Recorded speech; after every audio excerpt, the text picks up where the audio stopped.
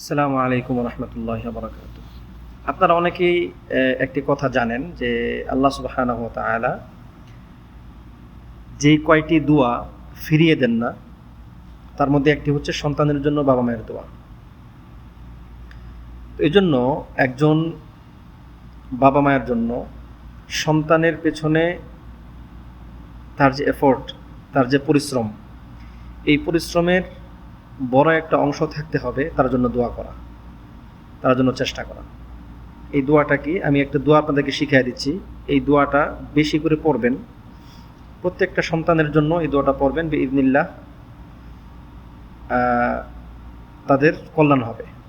সেটা হচ্ছে যে দোয়াটা নবী সাল্লাল্লাহু আলাইহি ওয়াসাল্লাম ইবনে আব্বাস রাদিয়াল্লাহু আনহুর জন্য করেছিলেন। তিনি তার জন্য দোয়া করেছিলেন, আল্লাহুম্মা ফাক্কিহহু ফিদ্দীন ওয়া আল্লিমহু তা'উইল। আর আপনি যদি আপনার একাধিক সন্তান থাকে তাহলে দোয়া করবেন, আল্লাহুম্মা ফাক্কিহহুম ফিদ্দীন ওয়া আল্লিমহুমুত তা'উইল। হে আল্লাহ, আপনি তাদেরকে দ্বীনের গভীর বুঝ দান করেন এবং তাদেরকে তাফসিরের জ্ঞান দান করেন, অর্থাৎ কোরআনের জ্ঞান দান করেন। দেখবেন আপনার এই দোয়া যদি কন্টিনিউ করতে থাকেন, আপনার সন্তান আপনার এই দোয়ার বরকতে আল্লাহ চাহেন তো দ্বীনের গভীর বুঝ লাভ করবে এবং ফাকিহ হয়ে উঠবে। আল্লাহ তাআলা আমাদেরকে সবাইকে তৌফিক দান করুন, আমিন।